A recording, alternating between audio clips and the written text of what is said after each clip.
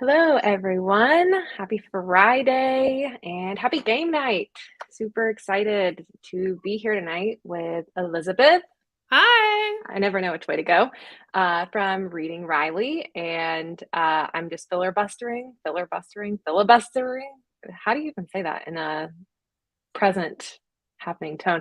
Anyway, I'm just blabbering for a bit as people are coming in, getting past ads. If you're watching this back on the replay, we'll get into intro in like a second. But yeah, excited to do game night tonight. This is the first time that I think I'm doing a game night on my channel. I've definitely participated in other people's kind of game live show stuff, but yeah, excited to do something a little bit different from reading sprints and hope it's a lot of fun. So we're going to spend the first like 10 to 20-ish minutes just welcoming everyone. Elizabeth's going to introduce herself, her channel, tell you all about everything she's got going on. We might chat about what we're reading and whatnot, and then we'll jump on into the game.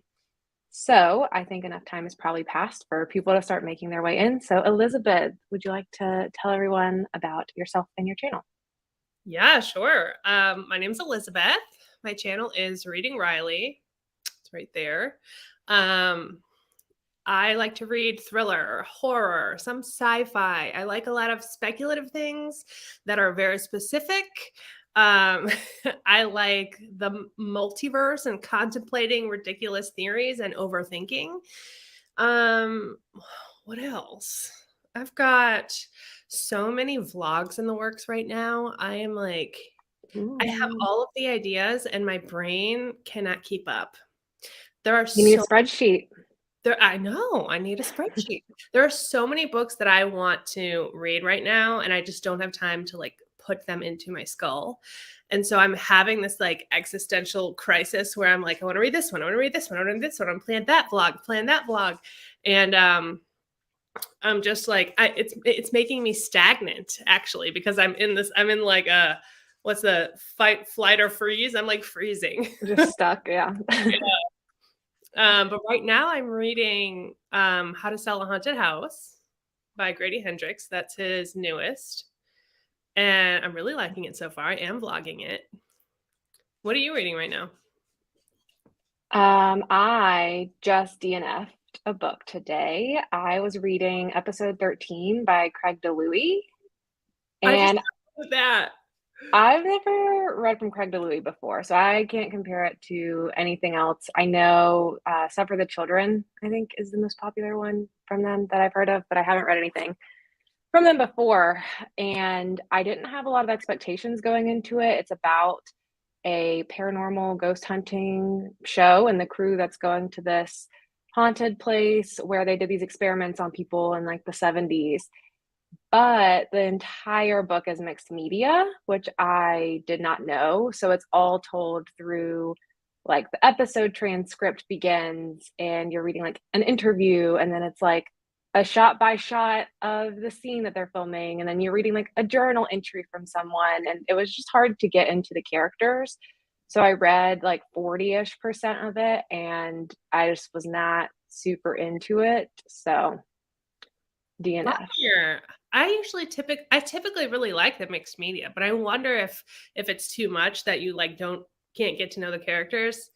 Yeah, Uh, I like it interspersed with narrative, but and it reads like narrative in the journal entries and stuff. You know, it's not like just little tiny snippets, but there's like 4 to 6-ish characters as well. So it's like taking a bit to get to know all of them. And oh, I've seen people complaining too about there being a lot of science in it, which I don't know if I got that impression, but it is a lot of like setting up the ghost hunting equipment and how does this detect things, but then spooky things aren't happening as much. And that's like their whole complaint on the first day is there's not a lot going on. And I read through the first 2 or 3 days that they were at the location and I was like, I don't know.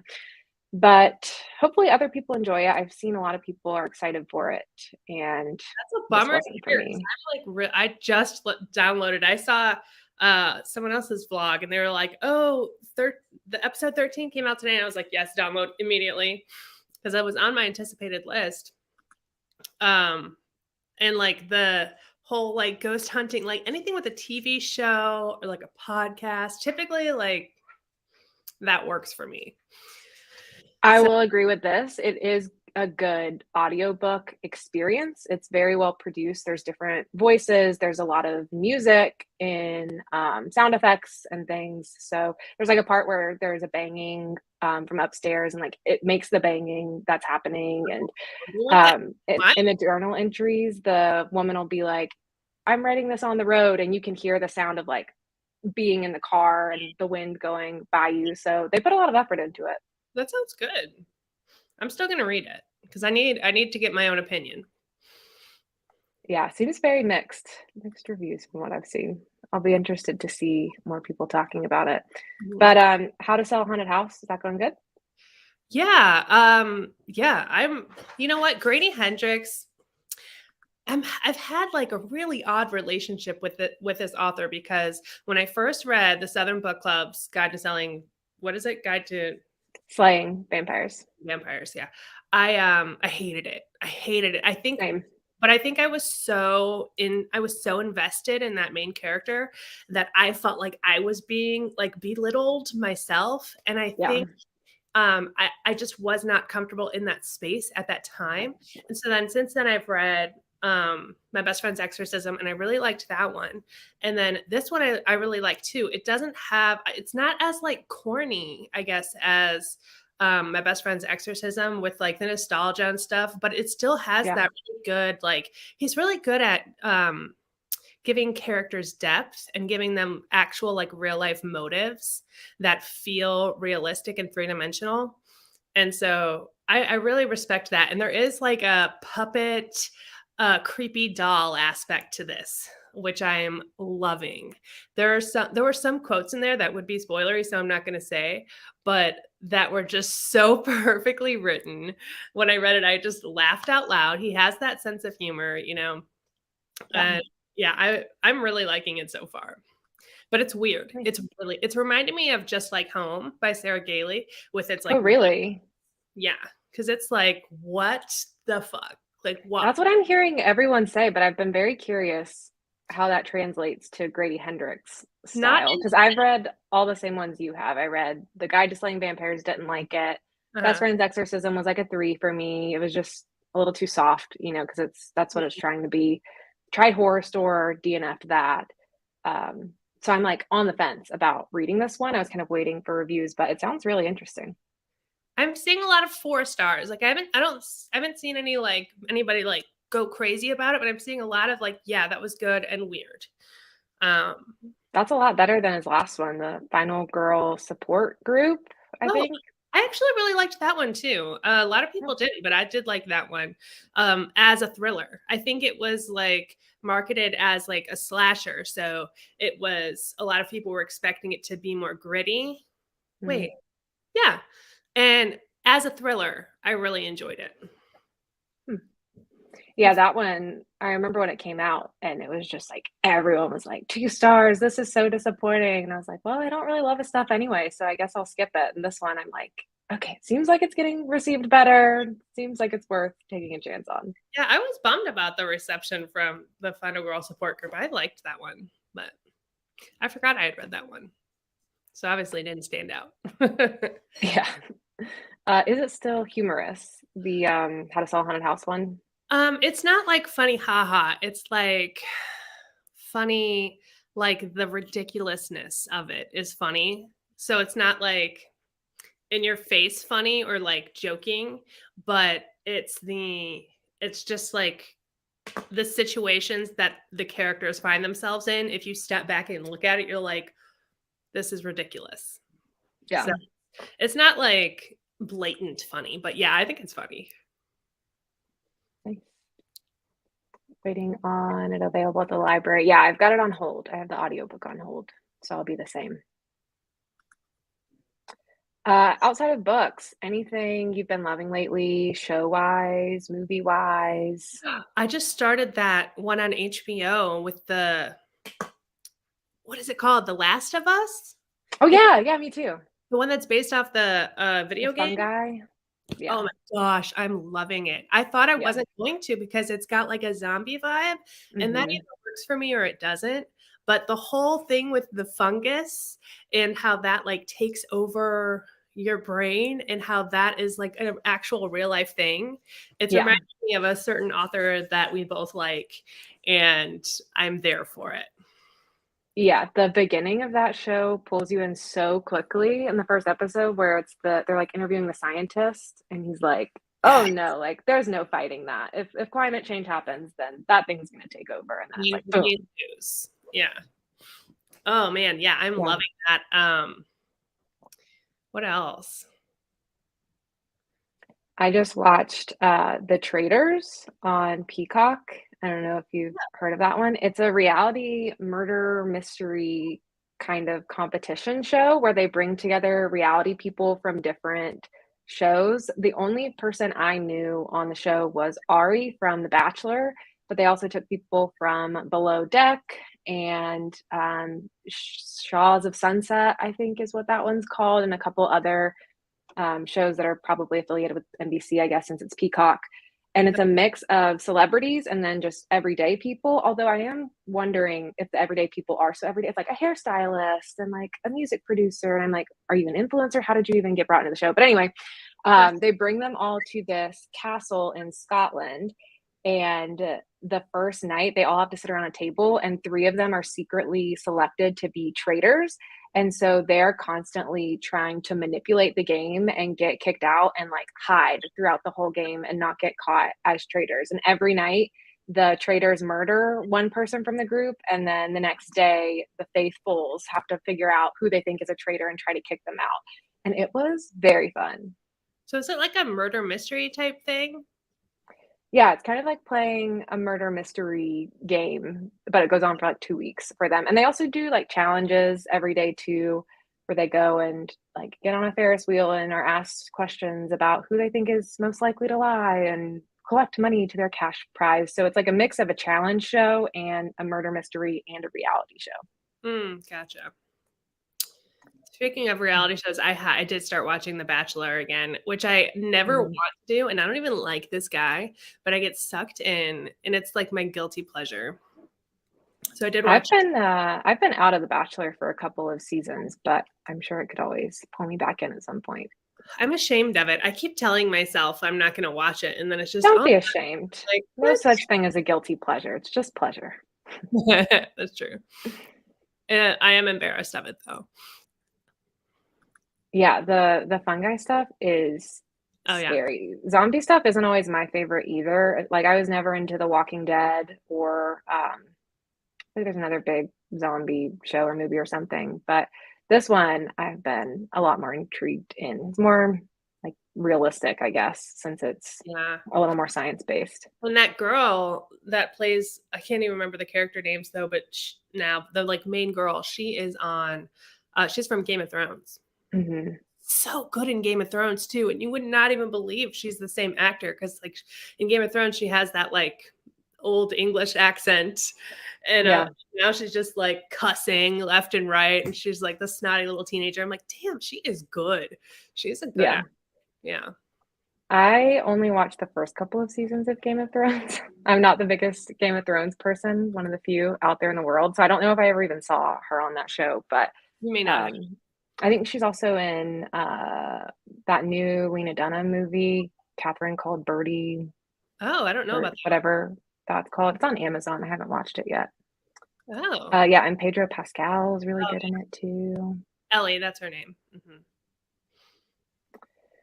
Cool. Well, are we ready to jump into the game? I am if you are. All right. So I'll go over the rules with everyone just Thank you. to explain the basic setup, what we're doing.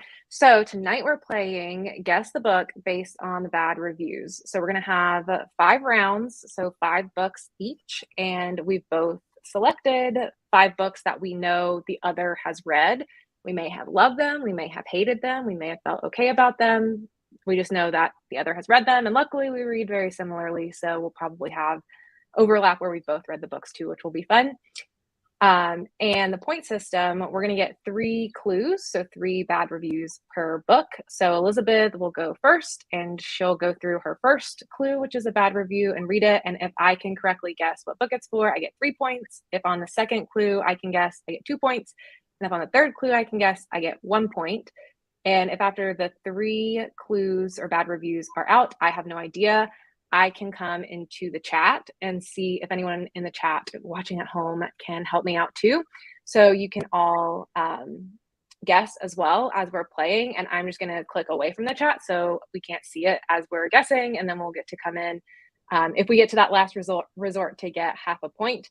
And I don't think it's likely that we're going to end up in a tie given the point system. But if it all comes down to it and we do end up accidentally with a tie, then we'll just pick someone from the audience, whoever is willing to go find a bad review on Goodreads, drop it in the chat, and whichever one of us can guess first will be the tiebreaker. But again, I think that's pretty unlikely, but I did want to have just like a worst case scenario, what we would do. I see someone asking too, are the books only thriller and horror? I don't know if that'd be spoilery, but there's a very high chance that the majority are, because that is majority what we both read. We do both also read a little bit of speculative and the occasional romance, but for the most part, we read mostly mystery, thriller, horror books. So it'll probably be mostly that. And we also ensured that we don't have any duplicate books by a third party, aka Beth from Beth's All Booked, very kindly verifying that we do not. So that is the lay of the land. I think we're ready to jump on in. Yay. Great job organizing all of that and getting all the rules together. Ever the planner. I appreciate it. Thank you. Thank you. So if I'm going first, so I'm going to give you the first book, right? Yes. Okay. So this first book has an average rating of 3.19. Clue 1. Won this in a good way, in a Goodreads art giveaway, making sure it's the same one. Blanks won a lot of awards, so his other books must be good. But I really didn't like this. I didn't like the plot, the characters, the dual narrator setup, the weird supernatural, maybe not, maybe it is trope. The one part I thought done well was the New England setting, Providence especially, but I hate Providence. So there's that too. Not the author's fault. Since I disliked this so intensely, I now want to read something else by this author because there has to be a reason he has fans and great reviews. This book just fell flat. I only finished it because I won a copy and felt compelled to deliver a review. Now, this is going to depend on what kind of details you remember from books, because I don't think I would get this, but I also feel like this is giving a lot. What do you ideas? First of all, I'm dying at the fact that hating Providence factored into their dislike of the book. And then also at the very end, the sorry is also killing me. Yes, I don't think, yep. Let's see. With the whole weird supernatural, maybe, maybe not, that makes me think Mr. Paul Tremblay, because he does that a lot. Could also be other people because Riley Sager also does that. And these are both, we have the he, so that's a hint for the author.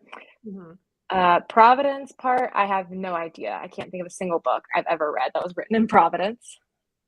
Won a lot of awards for me. I really didn't like this. Didn't like the plot, characters. Okay, we've got dual narrator. So my best guess. Are we going to do where like you can just like spout out guesses if you want, but then you have to like finalize your guess? Or I think we should do one guess per clue. Okay. All right, cool. So I'm going to guess mainly based off of the dual narrator setup and combined with the maybe supernatural, maybe not, the Pallbearers Club by Paul Tremblay. That is it. That is it. Yay! That's it, right? Yes. I would have never known that was based in Providence. So let me add 3 points. Oh gosh, don't zoom me like that. 3 points. And then I still do want to read the other reviews too, because these are really fun to look at. They are. I'm so afraid now that these are going to be way too easy. That was It feels not easy for sure. I felt like I had to really work through that one. I'm seeing too if other people, because I did have to click away from the chat, so I wouldn't see what you're saying. I did see people saying Riley Sager, House Across the Lake, Riley Sager. Yeah, a lot of people thought House Across the Lake. I have no idea where books are set most of the time. Me too, unless they're set where I'm living, and then I notice it. Okay, let's read Thank Clue 2. you. I feel like I sat on a bench and a narcissistic, tall, middle-aged white man just sat down and wouldn't shut the fuck up, and all of a sudden my bus isn't coming anymore and I can't leave. I grew up in a house of never was, has been rock stars, one of the most pathetic states of humanity. This is why I read and knit and I hang out with my community and live a quiet life. This book is embarrassing and boring, and I know only boring people are bored, but have mercy, no pun intended. That's good. For those who don't know, Mercy is a character in this book. That's very funny. And then Clue 3. This author, Tremblay's worst by a mile.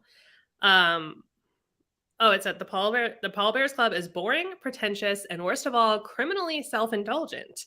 This book tried to be edgy and cool with its obnoxious use of punk band name drops and highfalutin vocabulary, but in my honest opinion, it was just plain cringy. I mean, Tremblay uses the word, pulchritudinous in this book, and just like fuck off.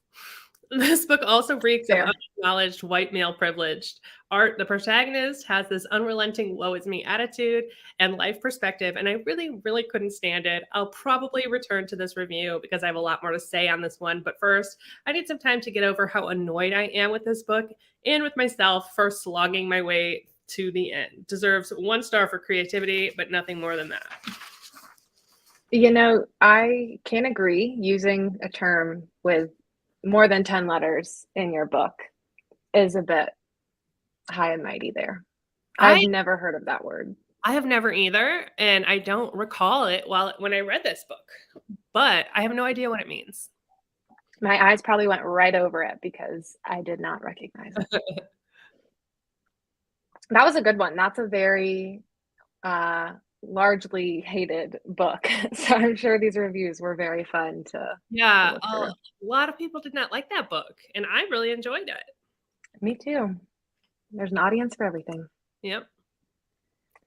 All right, book 1 for you. Make sure to click away from the chat. Thank you. Yeah, I forgot that in the very beginning as well. Okay. So this book has an average rating of 3.90 on Goodreads, so pretty decent reception. And the first review is, I had much higher hopes for this book. It's literally just a yassification of Hannibal Lecter. Oh man, okay. Yassification. Hannibal Lecter. So it's like, okay. So it's cannibalism. Okay, is it A Certain Hunger? That's my first guess. I was consulting my records. It is A Certain Hunger. Yes! This one cracked me up. Let's give you 3 points. That is great. Oh my gosh. Proud of myself. This is a book that you read and loved. 5 stars, right? I loved it, yes. It's right behind me. This is a book that I read and DNF'd. Love this book. Second review. Overwritten and the metaphors are awful. I was so optimistic for this book, but ...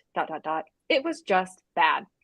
You start with an unapologetic, if poorly written, female psychopath and end with a preachy declaration of love and female friendship, which is somehow supposed to morally redeem or at least make sympathetic the main character. As an aside, I'm not sure why some reviewers are calling this book feminist, but it's not, and it doesn't need to be. But all the same, it's not very good. Hard to believe that I'm rating a book about a woman who kills men as 1 star, but here we are. Oh, I feel like this is for a very specific audience too, because it's very voicey and not very much plot at all. But I loved it. What I also think is funny about this review, and something I would see too, you can see how many times they've read the book or what they shelve it as. So there's some funny shelving that's going to come up in the reviews. This person's read this book twice, apparently, Oh, according to the notation. So yeah, the second review hated it, but read it twice. That's what I'm saying. Why'd you do that to yourself? yeah, I don't know. And the third one, not for me. Juvenile is the word that comes to mind. The next word is pointless. I have no compunctions about rooting for a serial killer, but that serial killer has to have some endearing qualities, as ridiculous as that sounds. I'm thinking of Dexter or My Sister the Serial Killer. Our protagonist here is a serial killer, full stop. The author gives me no reason to root for her. I learn nothing. There's no interesting backstory, just one that reveals the many ways in which she is awful, and now she's rotting in jail. That's good. Full stop. Yeah. Yeah. I mean, I feel like she had redeeming qualities. Maybe not though. Maybe I just wanted her to. I don't know. What's her name? Dorothy Daniels. Dorothy Daniels. I think she's a Yeah, bad. she was just a little too wordy for me. Yeah, she's a lot, but I would totally try to be friends with her and she would hate me. I don't know if you'd want to be friends with a serial killer, but I also don't know her backstory, so maybe she'd be a good ally. Yeah, I mean, I don't think she would eat me just because she only likes men. Mm, I don't think that's a spoiler. Is that a spoiler? The I other don't think so. thing about putting these together was trying to give you clues without spoiling for people who haven't read it. Yeah, it's a That delicate balance. I'm glad these bad reviews talk you into picking up this book, though. All right, round two. Let me click away from chat. book 2, average rating 4.08. This is a very loved book. I have read so many great reviews about this book and how you won't guess the twists. And they're right. I didn't because the ending goes against so much of the actual story. It truly makes no sense. You can't have a book written from a first person perspective and then try to have us believe the absolute nonsense that unfolds in the end of this one. I really did like the twists and the ending, but hate that there is zero support for any of them in the text. There is actually so much of this book that directly contradicts this ending, along with every twist it throws at us. I am so frustrated. Okay, so I went on a journey with that one. Okay. Initially, I'm thinking, and these aren't guesses, this is just me talking through, and then I'll pick my one guess for the clue. But initially, I was thinking, you won't guess the twist. Everyone's saying that. House Across the Lake, Riley Sager. That was the big push with that one. Everyone was saying that. And then the ending is crazy. But then when they start talking about it being written in first person and that ruining it and it not making sense, that really reminded me of a book I recently read by Frida McFadden, Never Lie. But I don't know if you would have picked that one because you haven't read that book. So I'm trying to psychoanalyze Uh-huh. your process here too. Hmm. Hmm. Was never mind. I'm not gonna. I'm gonna Okay. let you work it out. I do think that book could receive a 4.08 rating because Frida McFadden has a really good backing behind her. But I'm also noticing this review was written in July of 2021, and that book came out recently. So that cannot be it. I know The House Across the Lake has a terrible average rating. It's like a 3.2 or 3.3. Oh So it wow. also can't be that. I might not have a guess for this one. I might need more evidence. We might need to go to clue two. Okay. Clue 2. This was highly recommended in a psychological thriller group on Facebook, but some of it was so ridiculous that it was almost comical. The characters and the reactions to the problems left the overall plot line pretty flat. Definitely reminded me of a really bad Lifetime movie. Okay, This I'm back on Frida because Frida does have a Facebook group. People love Frida on Facebook. oh, And I feel like it could sorry. maybe be, could it be The Housemaid? Does that make sense? I don't know. I don't know. Is that written in first person? It is. Is the ending doesn't ruin it? I don't know. Oh, goodness. All right, and that one is kind of like a Lifetime movie. All right, let me think something completely different. Let me get some shelf inspiration. You have read it, and I have read it. Maybe I shouldn't have told you that. I have read it too. Uh, no, I don't think it's that. Okay, I'm just gonna throw a wild guess just for the sake of guessing. My Lovely Wife by Samantha Downing. Nope. Okay. All Clue three. right, clue 3. I think this one will be helpful. I'm so tired of authors believing that shock factor is the only thing that constitutes a good thriller, when said twists are asinine and nonsensical. For their big reveal to work, they put the onus on the reader to suspend their disbelief rather than crafting an intricate and rational resolution. I spent the first half of this confused because I kept waiting for the thriller to appear, but once blank killed blank, the plot twists wouldn't stop coming. The messages that this ending evoked were both disturbing and farcical. For one, it suggested that women were so desperate that blank would willingly stay with blank. Didn't she already have at least 12 material worth of blackmail? The gay representation in this novel was also terrible. In fact, blank knew and was fine with blank using blank to see men. I've very, very like meticulously blanked out Yeah, words. this is good. Before the novel ended, Blank made sure to qualify that he had only slept with a man because Blank had found out about his true nature. Oh, okay. Yeah, keep going. Outside of these asinine plot twists and what they implied, it was aggravating how calculated they were, contradictory characterization to purposefully lead the readers astray, in this case, making Blank seem unsuspecting, only makes the writing feel lazy to me. Unlike the general consensus, I wasn't blown away by the novel's unpredictability because the only thing I think about is how it didn't make any fucking sense. Okay, my guess is The Arrangement by Kirsten Modlin. Yay! Yay! Yeah, you got it. As soon as it mentioned the man sleeping with the other man, I was like, there's only one thriller I've read that has done something like that. I don't even remember that part of it, but I hated this one. I was mad at it. Yeah, I had fun with it because the plot twist is so asinine that you have to be shocked by it because you're like, what is going on? But it's very much a popcorn thriller. It's very much like an intro to psychological thriller type book. I want to see if anyone in the chat got that one. Yeah, I don't mesh with Kirsten Modlin, unfortunately. But I get why people do. I really do. That was a I hard was thinking Behind Her Eyes at first too, once it started talking about a crazy twist. I could see that. Yeah, I really gotta gather all my clues. Yeah, that's how the game works. Yep. The Housemaid, yep, that's what I was thinking for a minute too. Behind Her Eyes. First review was from 2021. I think The Housemaid came out in 2022 because it was in the Goodreads Choice Award, so that is true. Cabin at the End of the World, I Know Who You Are by Alice Feeney. That one I also recently read and agree that the ending is bananas. Yeah, that one is ridiculous.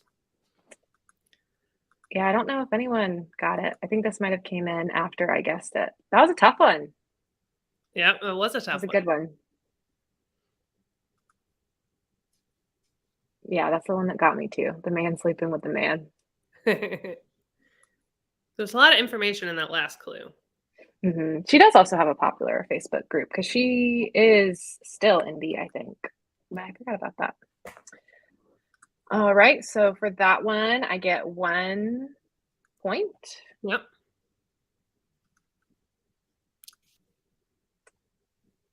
And on to my book two with an average rating of 3.33. It's funny because I don't remember what these books are going to be until I'm reading the clues. So I'm like, I don't know what's coming up next. I don't remember what mine are either. Okay. Oh, no. Trigger warning, wokeness.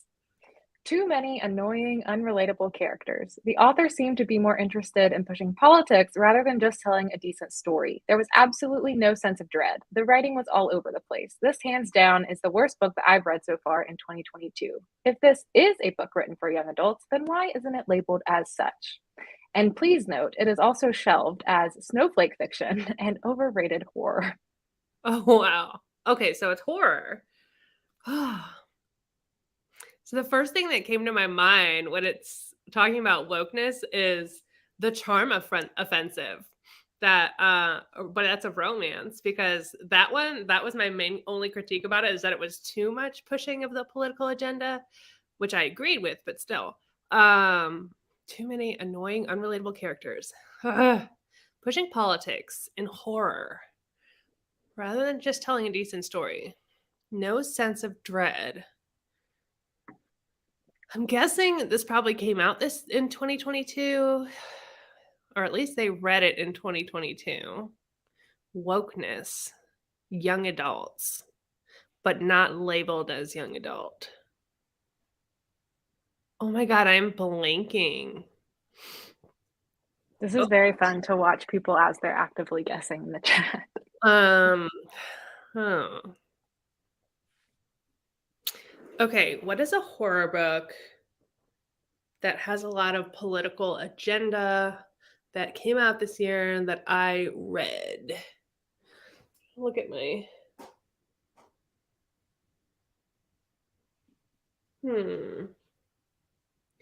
I'm looking at this one, but I know it's not this one because we had to get rid of this one because we both had that, and that didn't come out this year.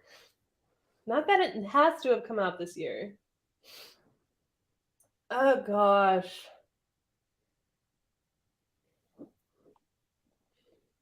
I don't know. Let's move on to the next clue. Clue 2. Huh. I knew not to expect much going into this and was still shocked. There was too much going on. When I first added this to my TBR before it came out, I was hoping for something between Knives Out and the Hostel franchise gone wild in an off brand Disneyland, and what we got was a melting pot of gobbledygook that was not scary. It was also terribly boring for me. I just felt like everything fell flat and felt like a YA novel with a lot of surprise period talk. 10 out of 10 would let a Minotaur eat me. Okay, I think I have a guess now. So now, based on the first clue saying if it's YA, label it that as that, and horror, and then the whole off-brand Disneyland thing, based on that, I'm going to go with Hide by Kirsten White. Is that it? Consult? It is Hide by Kirsten White. A lot of people started to get it in the chat. They were between that and The Weight of Blood by Tiffany D. Jackson. I haven't read The Weight of Blood yet, so. That was a good one. It has a lot of social commentary behind it. So I could see people starting with the trigger warning wokeness if they were unpleased with that. I didn't get that wokeness from Hyde, though. What is that referencing? So I remember in the end, in her author's note, she talked about how it was something to do with, she was thinking about school. I don't know what gets you demonetized on YouTube, but when a kid goes to school and does a terrible, horrendous act and unalives people with a weapon, you know. Oh. And I remember that being in the author's note. But I don't remember feeling like there was a lot of wokeness in the actual story. But I also didn't feel like it read super YA to me, but everybody else said that. So I think I was just wrong about that one. I thought it read YA, and I didn't like that one. I was very disappointed, and it's such a shame because the cover is so beautiful. It is. And I love Kirsten White from The Dark Descent of Elizabeth Frankenstein, but I'm hoping Mr. Magic will be a redemption for her. The Dark Descent? Yeah. Mm-hmm. Oh, I didn't know that. I haven't read that yet. She's written a lot. She has a pretty big backlist. That's the only one I've read from her. I think she has a lot of YA, kind of historical or romantic or fantasy type stuff. Third review, well, let's give you your points. So that was 2 points for getting it on the second one. Okay. And then for funsies, also shelved as compost bin immediately and is the author okay? That's great. The third review came from Gabby. What a massive disappointment. This book had so much potential, but I can't think of anything positive to say about it. It was so boring and it read so YA. These characters all read like bratty teenagers and it drove me nuts. Also, I feel like this book was heavily inspired by so many other things like Battle Royale, Hunger Games, Squid Games, Maze Runner, and even Bird Box, and I'd highly recommend reading any of those books instead. I agree. It was a 3 for me, but I see why a lot of people didn't like it. All right. Book 3. All right. Average rating 3.59. Clue 1. This book was written by the most annoying nerd in your high school who thought he was smarter than everyone else, but never talked about anything remotely interesting. This is very vague. If you get it based off of this, I'm going to be so impressed. Okay. I have some authors in mind. I always think Paul Tremblay when people are complaining about a pretentious author, but I don't think we do 2 Pauls. We already had a Paul. I also think of Ian Reid. I don't think he's particularly nerdy, but his writing is a little out there and feels like it's trying to be smart. The most annoying nerd in your high school, but never talked about anything remotely interesting.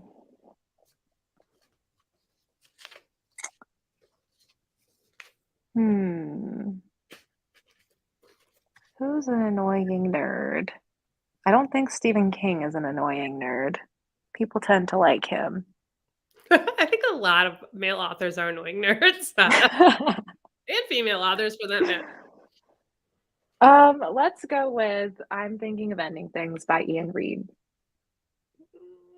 Damn, you got it on the first try. Oh my gosh. I was just thinking, I'm like, Ian Reid's writing is very like absolutely nothing is happening, but also everything is happening. Oh man, Wow. I thought you were gonna guess We Spread. A lot of people are guessing We Spread. I almost did, but that one's just so good. I don't feel like people would say that about that one. That's true. You know, you might though. Okay, clue 2. First, let me try to write this review while I emulate the author's style. Now, see how annoying it becomes? There you go. I guess this is what happens when you're used to writing nonfiction and then decide to write a novel because you feel somewhat ready. The results are obvious from the very first paragraph. Choppy sentences, unaffected descriptions, one-dimensional characters. The only positive aspects of this little bomb are the fast-paced narrative and the ethereal atmosphere that starts to develop after the main character steps into blank. It's not a boring read, although you can't avoid checking your phone every so often due to the first voice narration failing to catch any interest. Aside from the gratuitous ending, the characters make such unfortunate decisions throughout the novel that we question the author's ability to write a serious fiction without employing every cliche in the book. At the end, I'm surprised by the way the publishers compare this novel to the works of Jose Donoso and Lionel Shriver. I don't remember it being written that choppy either. The beginning is, but it's also been a bit. Yeah, it's been a minute for me too. All right. Clue 3.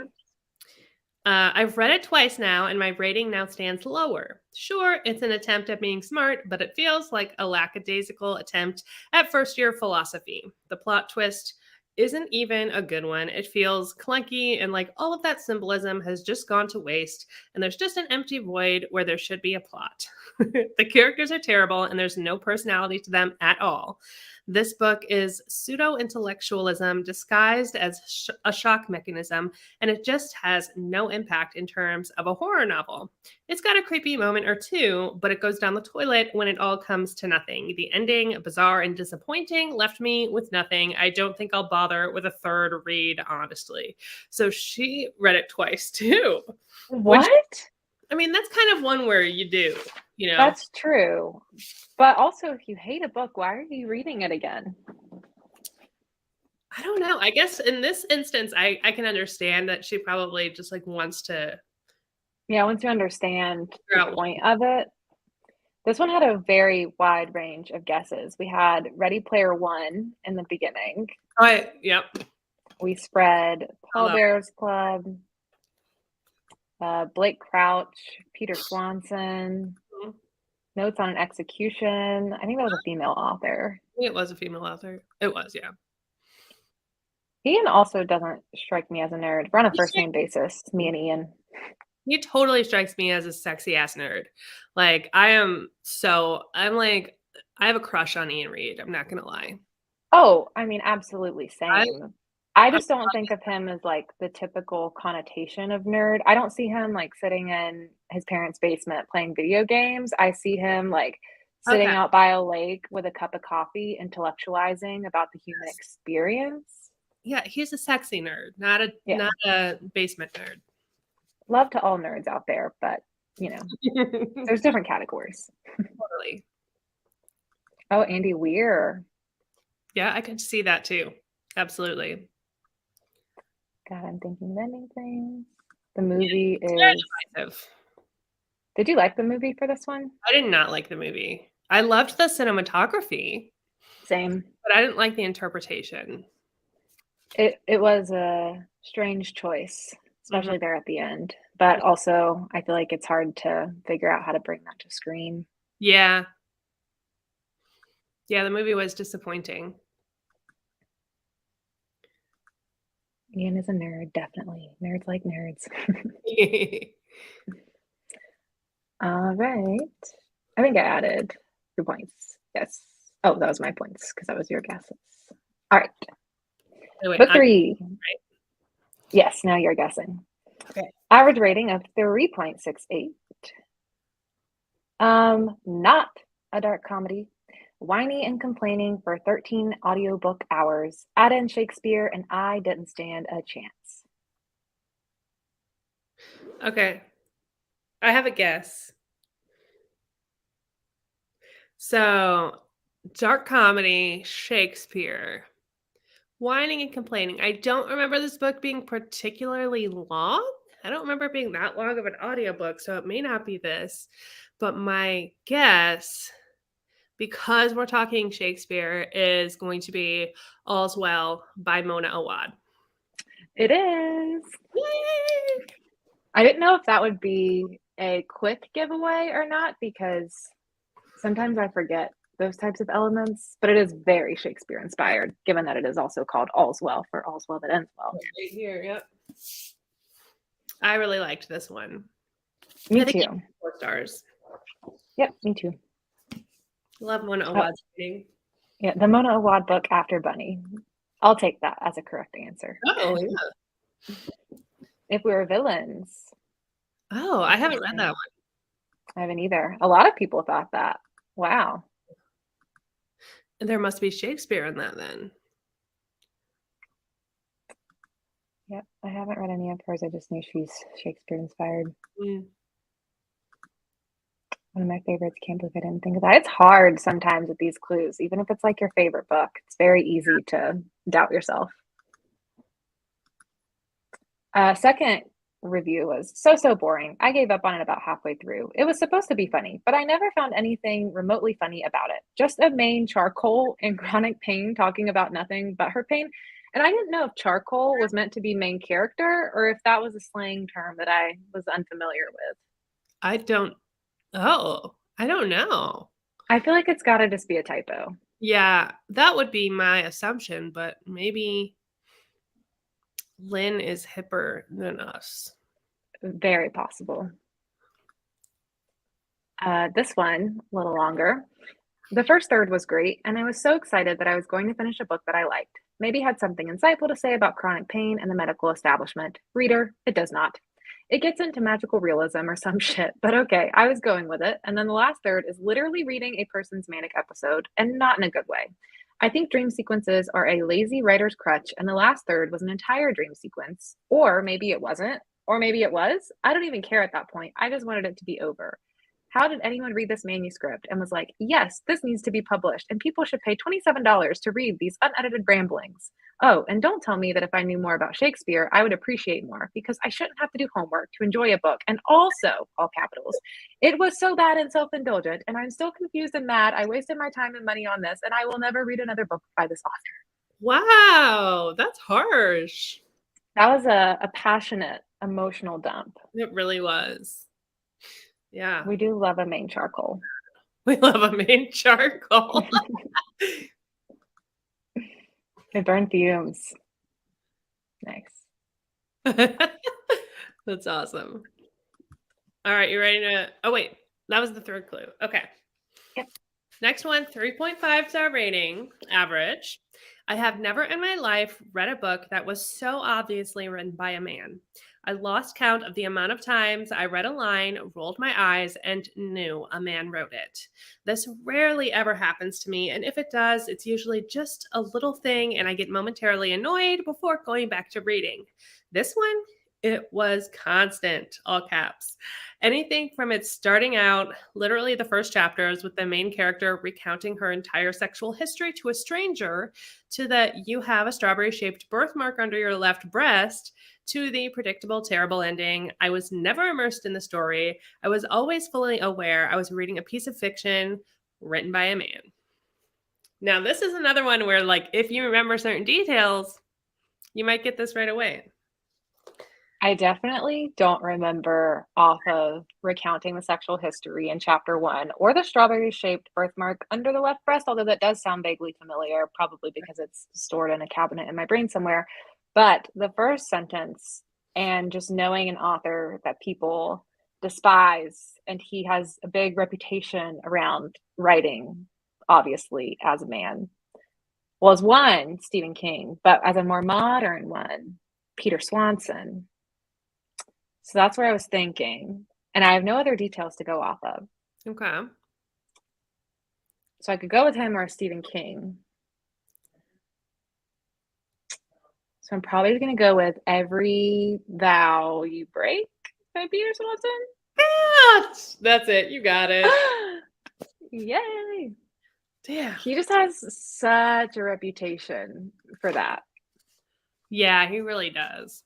And especially in that book, because he was like trying to go for like a feminist thing, or I don't know if he was trying, but Yeah. I don't remember the beginning who she was recounting. Oh, is it when she like meets the guy she's going to marry, I guess, in a hotel bar or something in the beginning?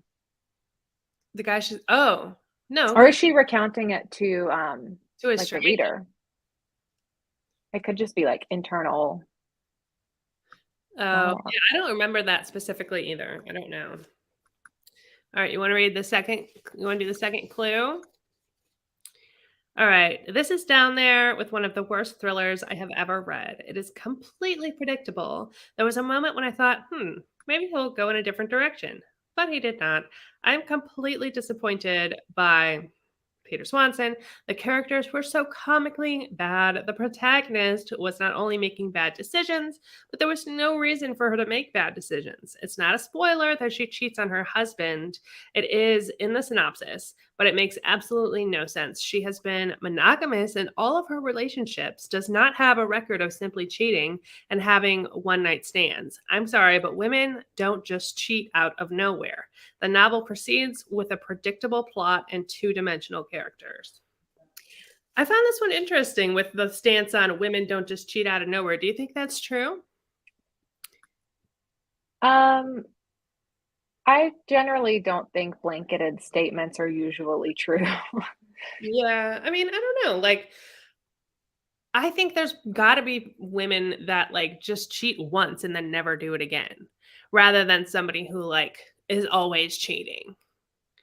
But Yeah, yeah, I think there's definitely the stereotype that men think with their, and they'll be willing to just jump into sexual relationships and it doesn't mean anything to them. And females are more emotional and they can't do that. So I'm sure there's plenty of women out there who just want to get it on sometimes and make bad decisions.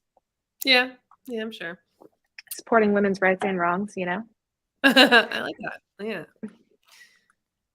All right, clue 3. My first and last Swanson, I really hated this. I understand the misogyny was the point, trademark, but something about the way this was written does not sit well with me. The story was poorly executed overall, too. And yeah, the misogyny was the point. Hmm. And I had a good time with that one. That's one that like a lot of people hated that I didn't mind as much. But these are Yeah. valid points. Oh, for sure. What did you rate this one? I think I gave it 4 stars or 3.5 or 4, one of the two. I I had think I gave it 5 stars. I had a weird moment with this book. I think I read it before people were talking about it. Like I read it as soon as it came out or something and listened to it on audiobook all in one day as I was just doing like chores around the house. So I had a fun experience with it because I was just going so fast that it's like, oh, a twist. Oh, what's happening now? This is fun. Who can I trust? But I totally agree with what everyone was saying about it afterwards. Mhm. And after that one, I think it was my first Peter Swanson book. I read the one that has a house on the cover, not Keep It in the Family. It's like stairs or something, I think, on the cover. Let me look up Peter Swanson books. And I hated it. And I hated how he wrote women in it. And I don't pick up his books anymore. Yeah, I'm like on that wavelength for sure. Like never really like his books that much. I usually give them like 3 stars. So it's like, nothing too exciting. Maybe I'm thinking about someone else's book because I don't even see it on here. But I did also read Eight Perfect Murders, which I didn't like, and Nine Lives, which I thought was horrible. 9 Lives, that's one I was thinking of. Okay. John Mars, that's who I'm thinking of as the book that I read that I didn't like, who also has a similar reputation, I think, to Peter Swanson. No, he does Well, not. John Mars is an angel. How dare have you? have have you read his non-sci-fi thrillers? Because he writes sci-fi thrillers and he writes domestic thrillers, and when he writes domestic thrillers, he does weird things with women. Oh, I have read a couple of his domestic thrillers, and I agree the sci-fi thrillers are much better. But I This think is he was having a weird experience with women. I have read this one. yeah, this is one I hated. Oh, I didn't love it, but I didn't hate it.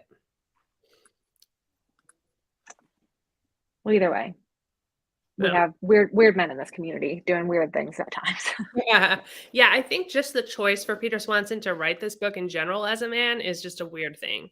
Because I Yeah. know, like, what he's trying to say, like, I think in his head, he was like, oh, everyone's gonna think I'm so woke, because I'm like pitting the men against the women and trying to say something and trying to like have some like commentary in here. But when it comes from a man, it just doesn't hit the same. Um, Mhm. it feels a little odd. I mean not read 9 Lives. Nine Yeah, Lives was a whopping 1 star for me. I gave it 3 stars. But I really like I'm annoyed by books that compare themselves to Agatha Christie. And then like cuz like you're already like shooting yourself in the foot the second you say that. So just don't say Mhm. marketing, shut up. Don't say Yeah, that. just say it's like a murder mystery. It's perfectly fine to say murder mystery. Instead of murder mystery, everyone says Agatha Christie or Knives Out, which I also will say that, but I say it because it's written on the books. So I just go along with how they're marketing it, but Mhm. gotta mix it up a little bit. Oh, thank you. Someone likes my Oh, hoodie. your hoodie. Oh, Hamilton. Yeah. Nice. Yeah, please don't read Nine Lives. Share the message, wide and large. All right, book 4 for you, average rating 3.44, shelved as Are You My Mommy? Review reads, I found some parts that were meant to be scary, silly, sad face. This book put me off lemon flavored things for a while. Oh. Are you my mommy? What does that even mean? This is a very intricate clue with many layers. And Okay, if you can remember small, strange details, lemon flavored things. It sounds so familiar, like it's on the edge of my brain. Lemon flavored things. Lemon flavored things. I like lemon flavored things. Lemon.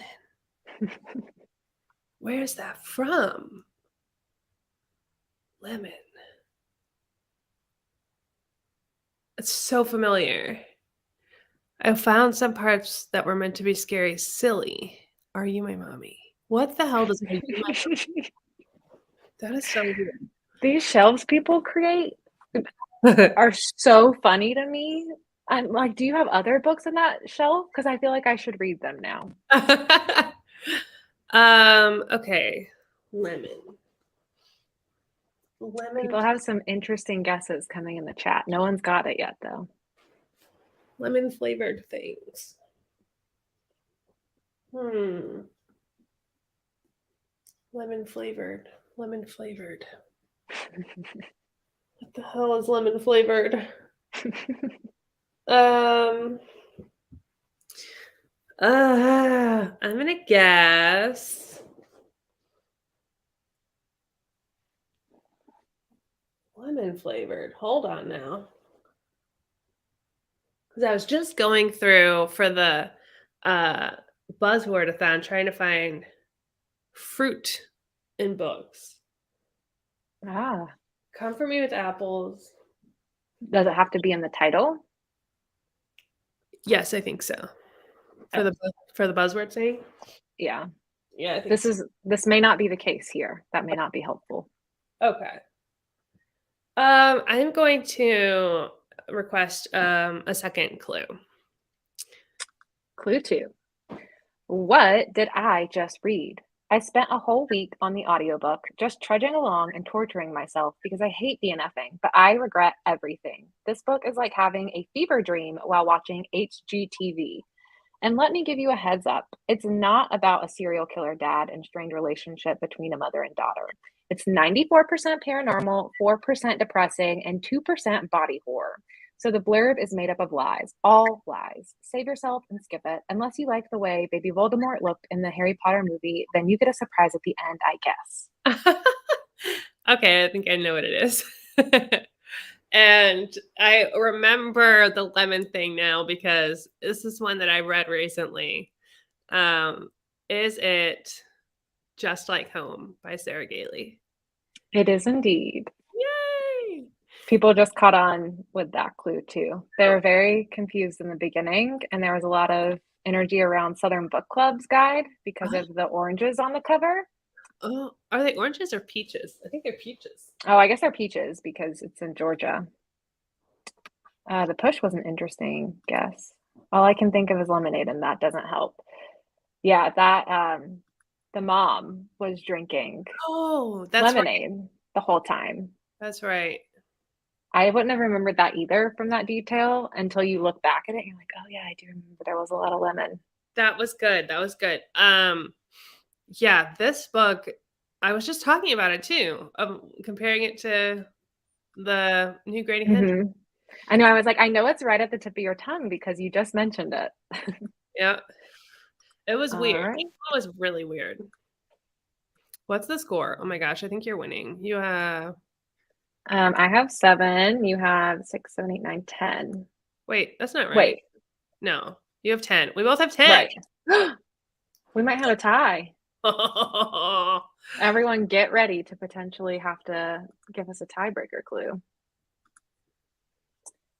Third one. I have to read on this screen. I don't know what I just read, but let me tell you, I find it hard to believe this was written by an adult and not a child. ...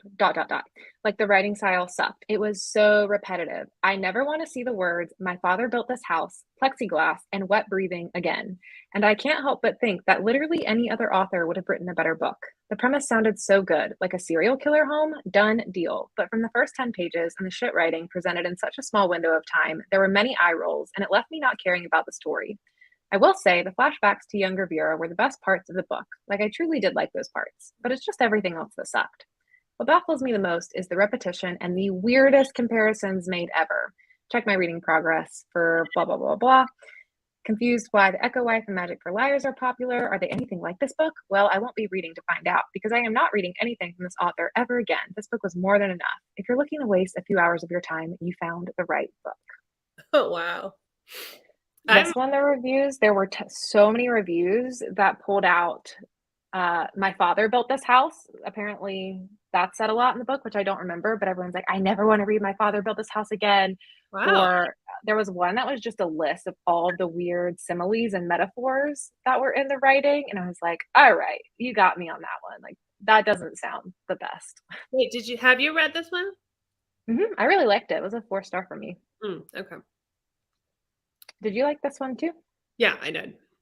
Yeah. I liked the body horror in it too. I liked the direction it went. It was very strange. I wish there would have been more of it by the end, but I liked it.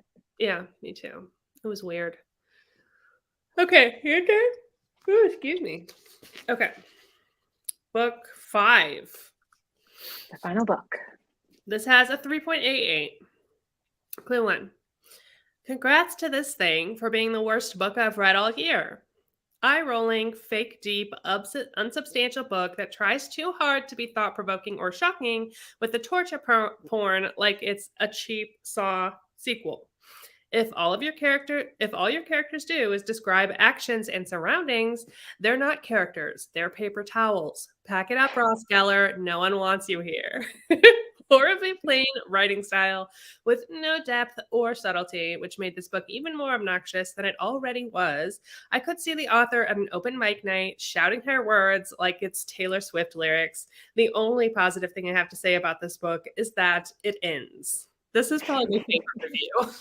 This is good.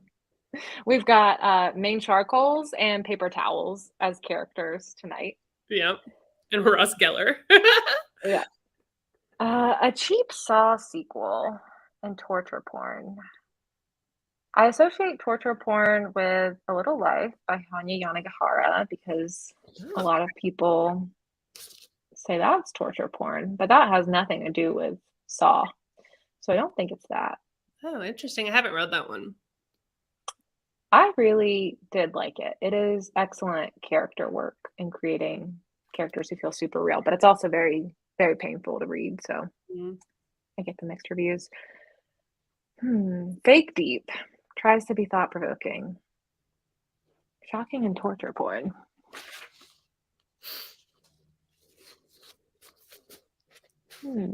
No one's even guessing. Wait, did anyone even guess? No, no one has any clue, I don't think. I don't think it'd be Katrina Ward.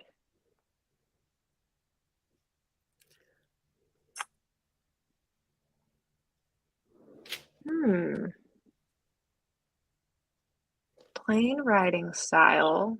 Shouting her words like it's Taylor Swift's lyrics.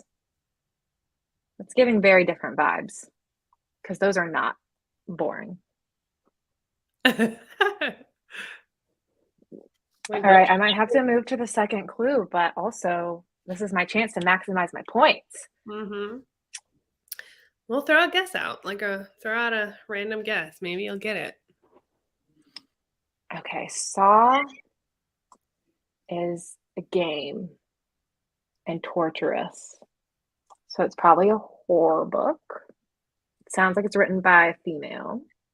And the only female horror author I can think of is Katrina Ward.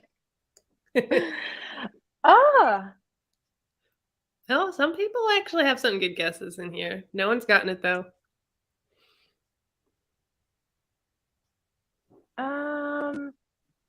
I don't think it's this, but we're going to go with Any Man by Amber Tamblyn. No, that is not. Okay. Clue 2. Clue 2. This person sat down and said, how can I write a horror book that isn't scary and a book about social norms with no commentary? And by God, they sure did. You could so easily dig into so much with this premise, but no, it's boring. It's written for shock value and not much else. To this end, it's disgusting, but only because the author is like, LOL, sexual violence and butchering is scary. Nah, man, it's just bad. I hope this woman takes a good long look at herself and comes to terms with the fact that she cannot write women, even when she's intentionally objectifying them for the purpose of a horror story. If I could give this 0 stars, I would. No idea how this is popular because on top of everything else, it's just poorly written. The twist was obvious. I had no stake in any of the characters, except perhaps the poor dad who luckily dies peacefully and doesn't do much else. This is written to be edgy and gross, and it still manages to fall flat of that? There's a lot of clues in here. I have no idea what this could be. Really? Yeah, no, it feels so specific. This one I find this interesting too, because this review was written by a man, and he's saying that this woman can't write women, and I'm like, sir, really? Do you like you don't have the authority here, sir? Step down. Okay, Peter Swanson. Yeah. Okay, so it's about sexual violence and people get butchered. Someone, yep, someone got it in the chat. A couple people got it. And it's by a woman, and it's a horror story. Mm-hmm. The twist was obvious. Didn't care about the characters. There's a dad. So is it a YA?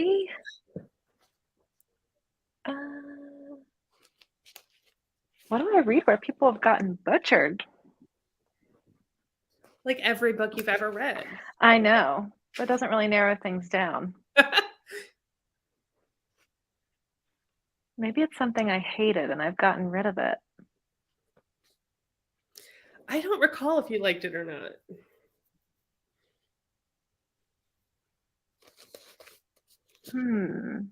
Butchering, butchering, butchering. Okay, I'm gonna have to stop relying on my shelves. Okay, it's not scary. It's about social norms. Sexual violence. I guess any man.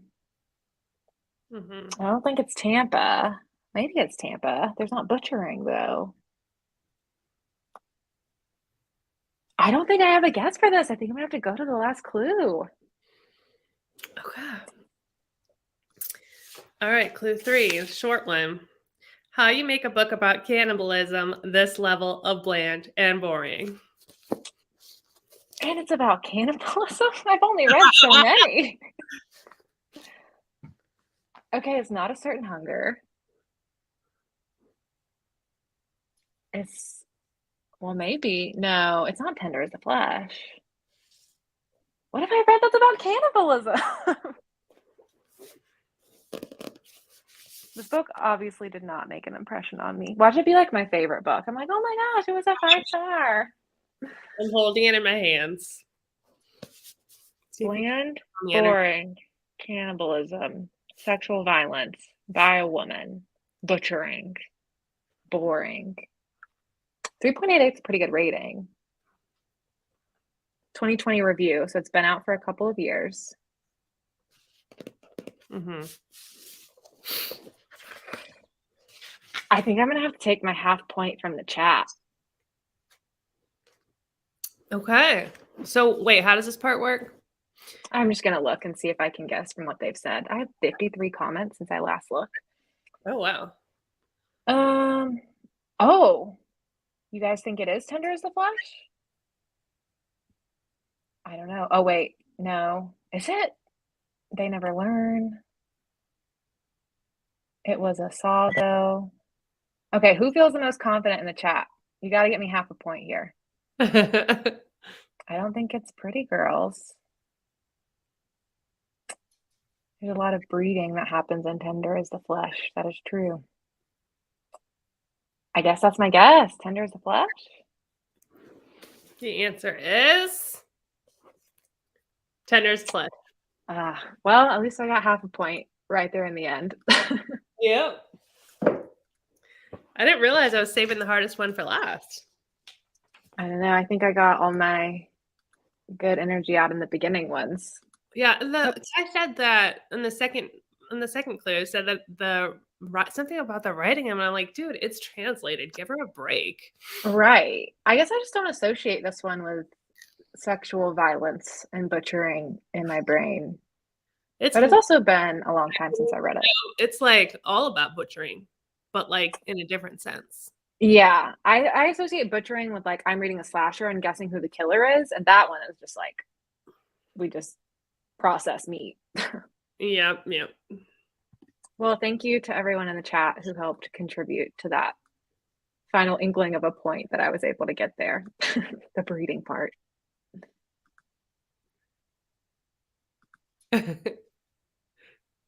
Yeah, that's a popular one. I love Tender as a Flesh. Did you like that book? I did. I listened to it all in audiobook. So it's sometimes if I do that, I don't remember a book as well. So maybe that's why it wasn't coming to mind. But I read it like years ago when it first came out Mhm. or it was first translated. Yeah, weird reviews. All right. Final book.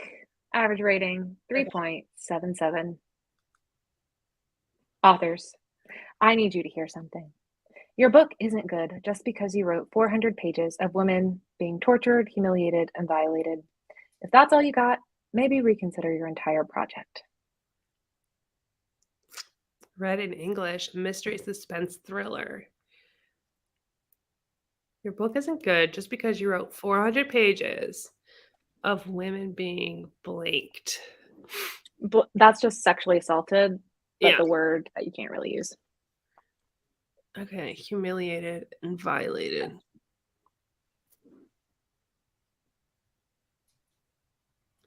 Okay. I'm assuming this is a man, but maybe it's not a man.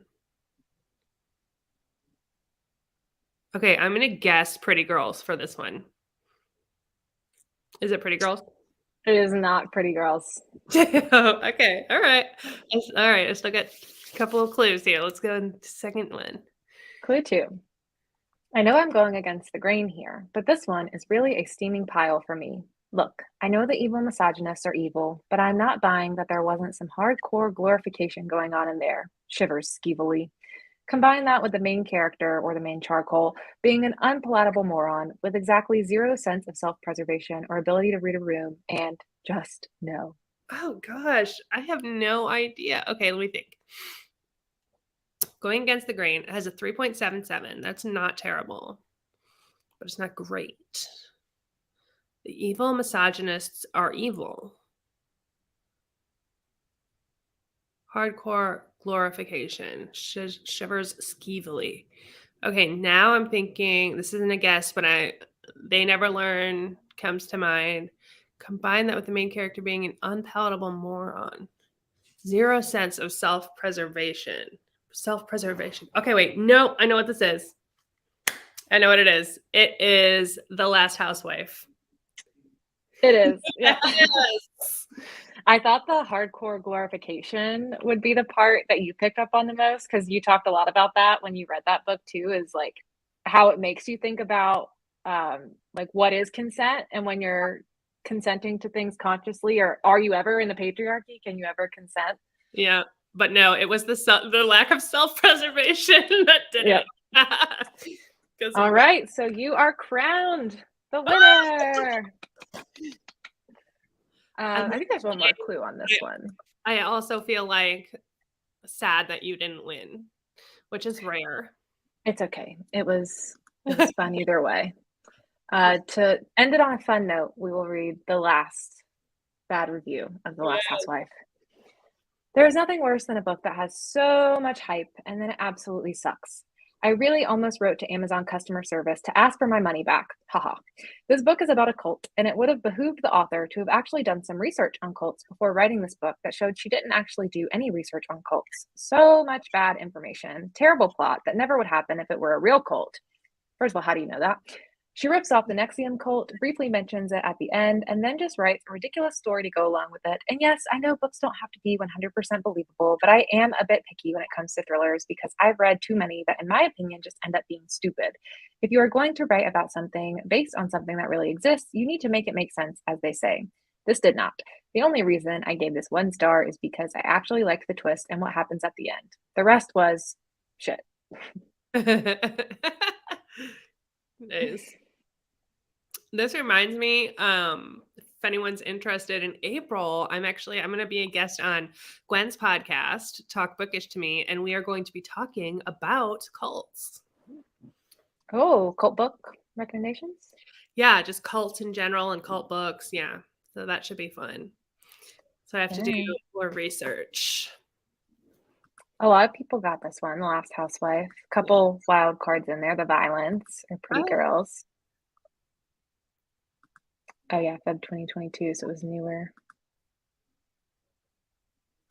Yeah, we did end up having the last two be the hardest ones. That was very accidental. Yeah, but that worked out for me. Yeah. I guess not for you. Yeah, Ah, this was really fun. Thanks for joining me, Elizabeth, and gosh, thanks for having me and putting all participating in my this game. Yeah, together. Yeah, hopefully, I'm trying to do like at least four of these throughout the year is one of my 2023 goals. I didn't make a 2023 goal video, but I do have a spreadsheet with goals in them. And I wanted to do some more fun, creative live shows this year. So, yeah, hope everyone in the chat had fun. If anyone has any ideas for other bookish games to play in the future or other fun live show concepts, you can leave them in the comment section of this video below so that they don't get lost in the chat. But thanks for everyone playing in the chat. Thanks, Elizabeth, for playing with me. absolutely. And yeah, Elizabeth's channel is linked down below in the description. So do make sure to check out her channel. If you recognize the books we talked about tonight, then you're going to love Elizabeth's channel because these are all books that we read super similarly. And she has a book club now. So if you're looking for another mystery thriller feminism book club to join, she has launched The Midnight Society. Yeah, and our first live show is actually tomorrow. So if you want to see me fumbling around and trying to navigate a live show on my channel, come check it I'm out. sure. By Gabby, and that's at 2 p.m. Central Time. Nice. I will definitely be over there in the chat. Didn't finish the book, but I will be hearing all the spoilers. So hope everyone joins over there too. But yeah, thanks everyone. And again, let me know if there's any other ideas in the comments, and hopefully we'll do this again. All right. Bye, everyone. Bye, guys.